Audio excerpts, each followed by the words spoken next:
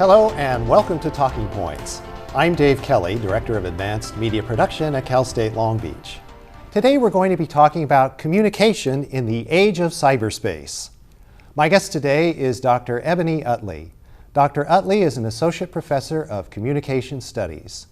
Welcome, Ebony, and thank you for joining us on Talking Points. Thanks for having me, Dave. Well, we're having a conversation about communication, but it also happens to be occurring in front of multiple television cameras, lots of lights. We're going to upload this to YouTube for video on demand viewing worldwide. So technology certainly has changed the game in terms of communication over the last few centuries. Centuries? I should say decades. But if we were talking about communication a century ago, it would be a lot different. We'd be talking about a face-to-face kind of interaction or sending mail and then waiting a week or more for a response. So we can acknowledge from the outset that technology is wonderful. It's allowed us to have this instantaneous communication worldwide.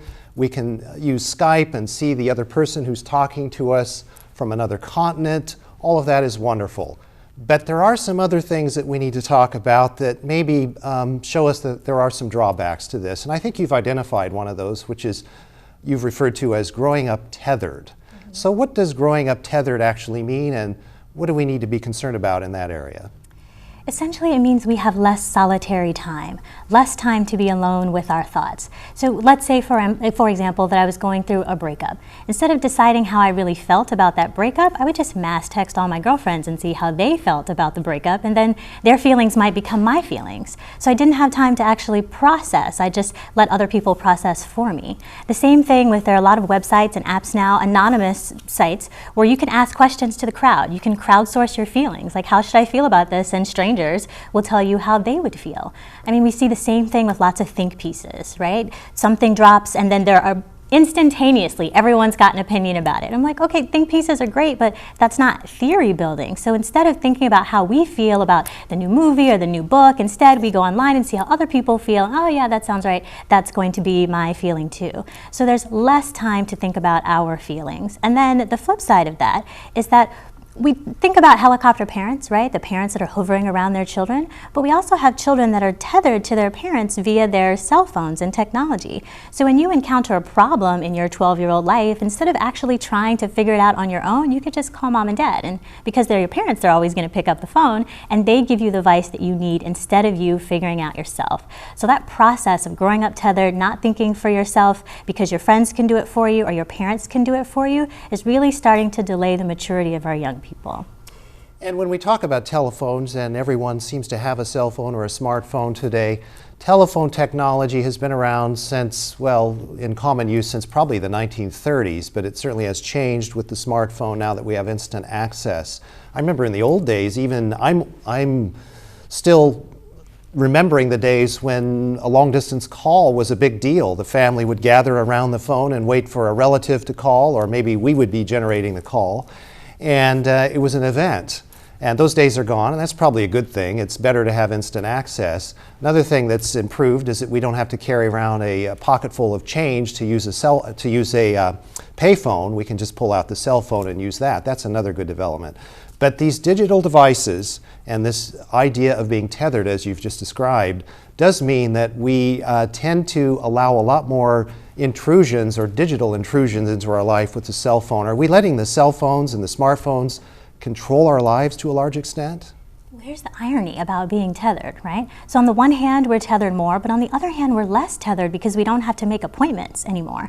Like I can see you on Skype, so we don't have to meet face to face. Like I don't have to be home at 8 p.m. to watch my favorite television show. I can watch it online or I can DVR it now. I don't have to wait for that long distance call. I could just take it wherever I am. So the technology that tethers us also makes us less tethered in some ways. And for me, that's really exciting to be able to make appointments in different ways, but not having to be someplace at a set time, at a set place for a set interaction. But I would say that it is a huge intrusion in our lives and problematic when two things happen.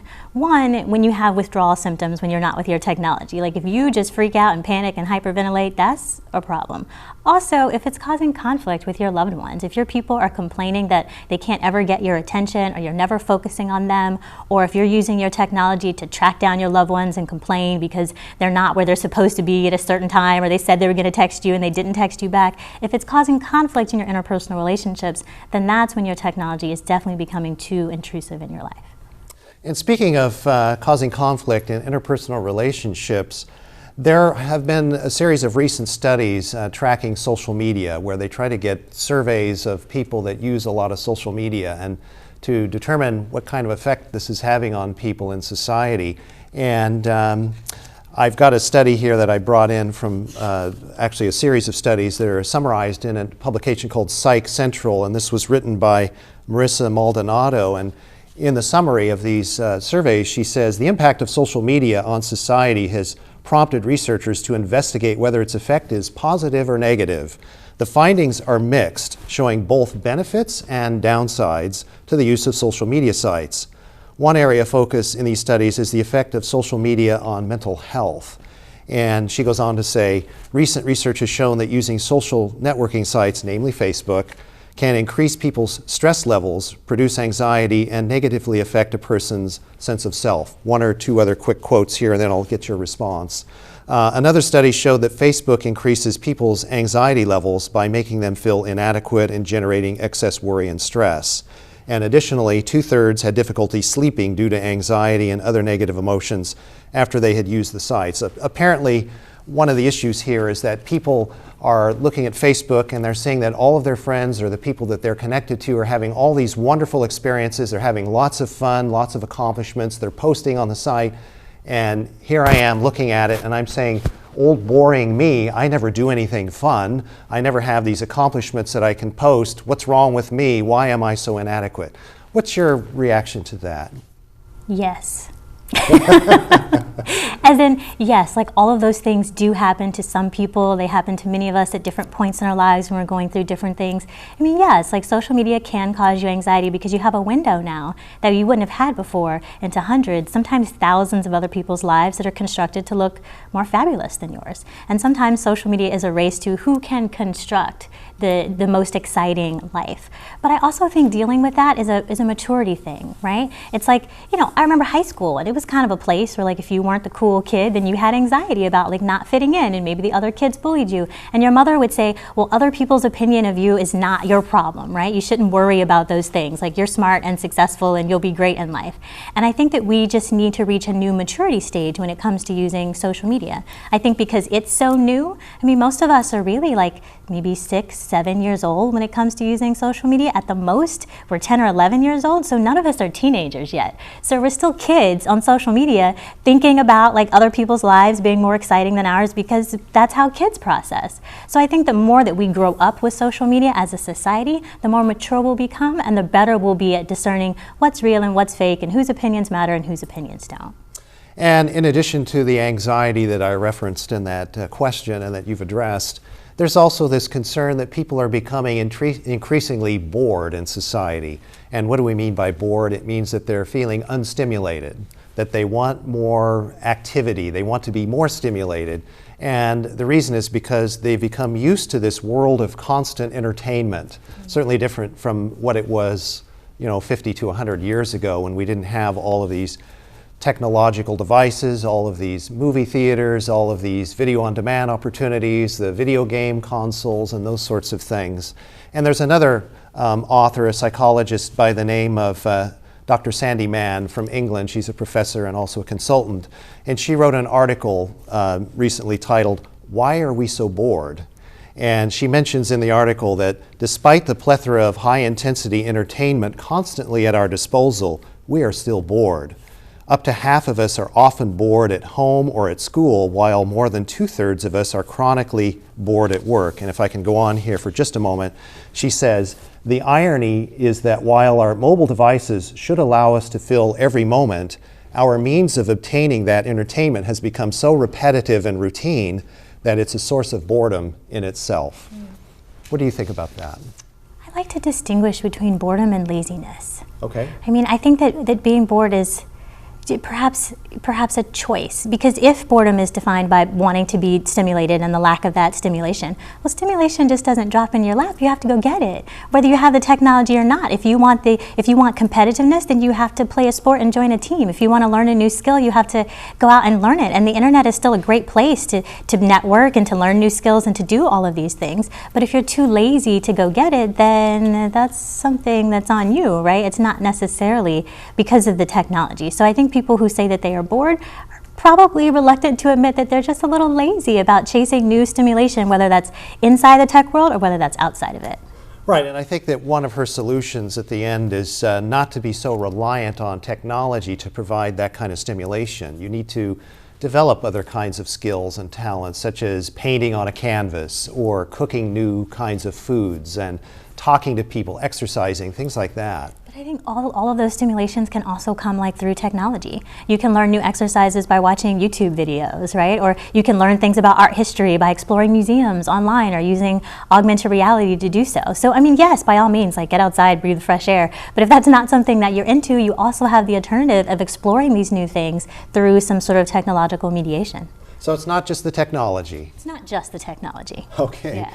Very good. Well, there is one other issue that I'd like to talk about that is of some concern, and that is, you mentioned it in one of your previous answers about people not spending enough time to process their feelings before sending out information.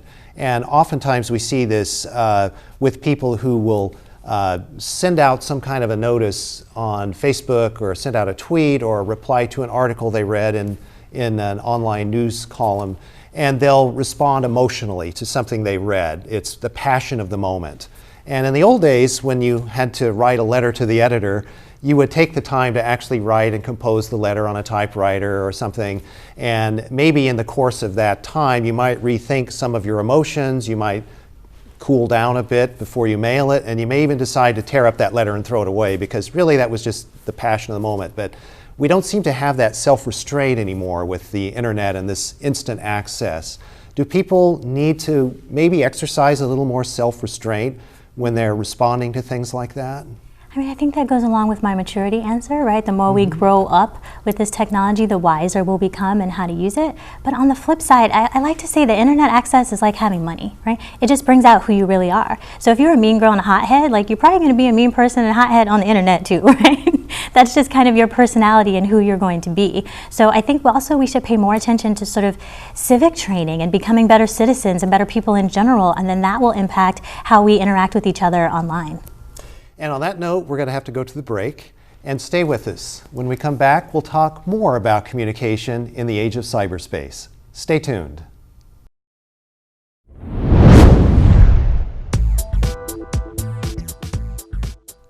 How do you present a good image of a Hollywood star that just got arrested last night?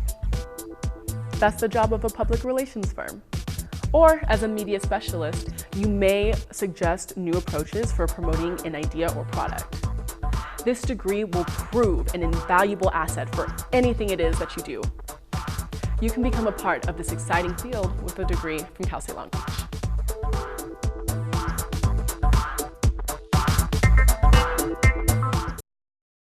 Welcome back to Talking Points. I'm Dave Kelly, Director of Advanced Media Production at Cal State Long Beach, and my guest today is Dr. Ebony Utley.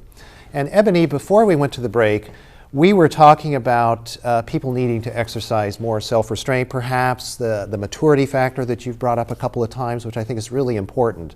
The tools will only take us as far as our maturity level will take us, I guess, would be another way of saying that, and I think that's a really good observation. Let's talk now about the fact that the internet is so pervasive now, and that's a good thing. It's not necessarily a bad thing, because it makes life so much easier for us. We can do our banking from our smartphone if we desire. We can find out all kinds of tips on car repairs. We can watch a YouTube video to actually show us how to replace that old carburetor in that 68 Camaro if that's what we want to do. We can find out about medical tips, where the great restaurants are, what are our travel options if we want to change flights for an upcoming trip, what about the weather report, and all those kinds of things. So it's here to stay, and it's been a great tool. However, people need to also realize that if they're using all the search engines and all the search tools, they're also leaving a bit of a profile on the internet. And that can be problematic if you're a little too free with information or if you're not protecting vital information. And there are some things that people need to know about. What should people be thinking about as they're using the internet? I always say there's nothing private that's on the internet. Like once it's on the internet, it could potentially go any and everywhere. So don't share anything or put anything up that you couldn't explain. Right? So I always tell my students, I'm like, if you're planning a career in politics and that baby picture of you shows up in the bathtub, you just say that you've been keeping it clean since 1985, right? But if you can't come up with a story, right, or a rationale for why you did what you did, then you should probably think twice about posting it. And as you grow up and mature, it's a good idea to go back and clean up some things that no longer need to be there. Like always, I encourage my students with Twitter in particular, things that are the things that start out being very public, to be very careful about what you post. And even things like Snapchat. I'm like, it's on a server somewhere. We just don't know where. So pay attention to those things. Pay attention to what browsers you use. It's a good idea to clear cache. It's a good idea to clear your cookies once in a while, because every time you go to a site, they're starting to track you a little bit. Maybe you have an alias that you like to use for your junk mail, and maybe you use the address of your job as opposed to your home address. So that's not the first thing that comes up when someone reverse looks up your phone number. That's also something that happens. And there's a great book called How to Disappear that tells you how to disappear. But even if you're not into disappearing, it has really good advice for how to protect your identity online. Just don't check it out from the library or buy it online, because then they'll track you. And we've been hearing that employers always check social media before they hire someone. What about that? Yeah, and I think they should, quite frankly. I mean, it's public information. If you're not careful about what you post, then your employer needs to know that you're the kind of person that isn't very careful about what you say in public. So not only do employers check, but professors check too, as quiet as it's kept. I mean, you claim you were at a funeral over the weekend, but I searched you on Facebook and that's not what your picture said. So it leaves a digital trail, and you would be surprised who follows, but people are following and paying attention. So just be careful about what you post. And sometimes this is what I do. I'll type something out and status on a post and then delete it. And I feel better about that. It's kind of like I posted it, but then it's never going to be public and no one's ever going to see it. But I went through the process that I need to go to pretend like I was sharing, and sometimes that also helps. So it sounds like discretion is always the better choice. Key. Yes. Okay, well, let's talk about the internet in society today and the fact that you really have to participate in the internet in order to be a meaningful participant in society. I mean, that's just the way it is. And it's never going back. We are where we are, and it's only going to go forward. So as a society, are we as internet literate or digitally literate as we should be? And what do we need to do for the rest of society, the majority of society? Because obviously there are some people that are very, very tech-oriented, but a lot of us aren't. So what do we need to do as a society to bring everybody up to a level of sophistication so that they can use the internet in the quote-unquote right way?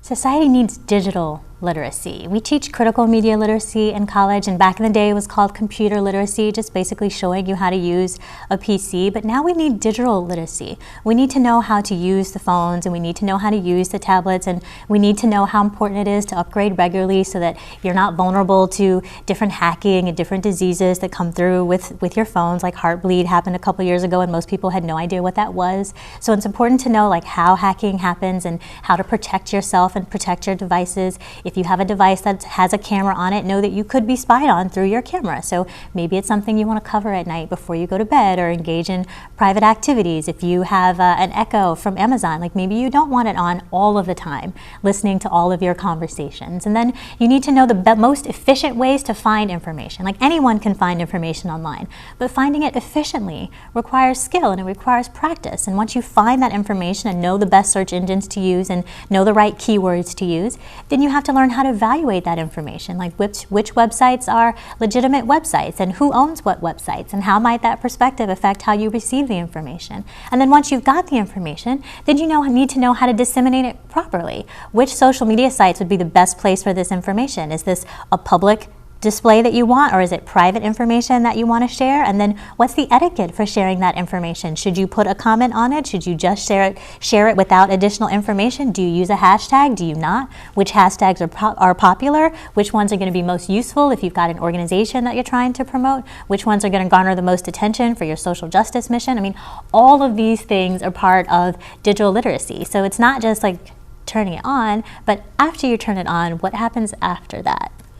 And we're going to have to accept that there's always the potential for mischief with hackers, and certainly in the area of cyber crime. And so that's going to be with us. It's the double-edged sword. We now have the ability for people in remote villages all over the world to get access to information that decades ago wouldn't have been possible. But along with that comes this universal global connectivity where the bad guys, quote unquote, are out there and they're always looking for an opportunity. What do you think about what we should be doing in addition to what you've already said about being concerned about hackers and cyberspace being invaded? What can I do to check on where I'm at? Are there tools that I can use to see if I'm being tampered with online in a cyber context? Yeah, I mean, there are a few things that you can download in particular to protect your devices and to check your usage and make sure you're only using a Wi-Fi that you can log into and that you're familiar with. Some people go as far as virtual private networks. Some people go as far as using Tor sites and anonymous sites on the web to protect themselves. But I think just like we have emergency preparedness for natural disasters, we should have emergency preparedness for cyber terrorism as well. Like, what happens if cyber terrorists attack the power grid? Like, I have not received a message from FEMA. Like, I don't know what we're supposed to do in that sort of situation, but I think that like our governmental leaders should be more responsible for telling us that these things could happen and here's how we protect ourselves. I mean, the Sony incident was mostly embarrassing, right? But if that had been a more malicious attack, what would we do as citizens of the United States? Like, what do you do if you can't get internet access to your bank accounts? Do you need to have hard copies of that information? Do you need to have special like Bitcoin blockchains to access or codes to access your information? Like, what should we do? And I think those are huge questions that we haven't even begun to answer, but we need to start getting ahead of it as opposed to always playing catch up and waiting for something bad to happen. What if we started making plans in case something did happen? And that leads nicely into the next question, which is about the government and the government as a regulatory agency and also as a bureaucracy. And I know that you're interested in developing new applications for the digital sphere. Is the government, and maybe it's a mixed bag, but is the government a helpful intercessor when it comes to regulation and bureaucracy, or do they often hinder new developments and new startups? Institutions are the enemy of innovation. That's why so many of our greatest innovations happened in garages, right? A couple of people got together, they had some ideas and they built them. And so everyone has ideas. So the ideas that really matter are the ones that get executed. And the way to execute is to do it quickly, to build the thing and see what happens. So books like The Lean Startup or books like Sprint are suggesting that if you've got this new idea, you build it, you put it in front of people, you get feedback, you build it again, you put it in front of more people, you iterate and reiterate. And that's the fastest way to get to a good idea that's been executed and appeals to its target audience. Now the government is like, okay, you build an idea and then it'll go into our pipeline and then it'll be someone's responsibility to evaluate it and maybe they'll get back to you in 6 to 9 months and then we have to check on our funding and then it goes to the second person that needs to evaluate it and then it gets hung because there was some government crisis and we never got back to it and then we don't need the thing anymore, right? There's a lot of red tape that has to happen. Instead, we just really need to cut some of that, even if we just use smaller markets or smaller states or smaller cities to test the thing, see what happens, see what people do with it, and then do it again. But the government and institutions in general are constantly getting in the way of that process, and that's my biggest frustration. Well, there are a number of leaders in the tech world sort of carrying on with this theme, a number of leaders in the tech world who are now actually concerned that artificial intelligence is actually getting away from us. In other words, it's expanding and evolving so rapidly that it poses a danger to humankind down the line. Bill Gates, Elon Musk, a couple of the folks that have expressed these concerns. What do you think? Are you concerned about artificial intelligence and its rapid pace of evolution? And is there a danger that computers will one day outpace humans? Technophobia is not really my thing.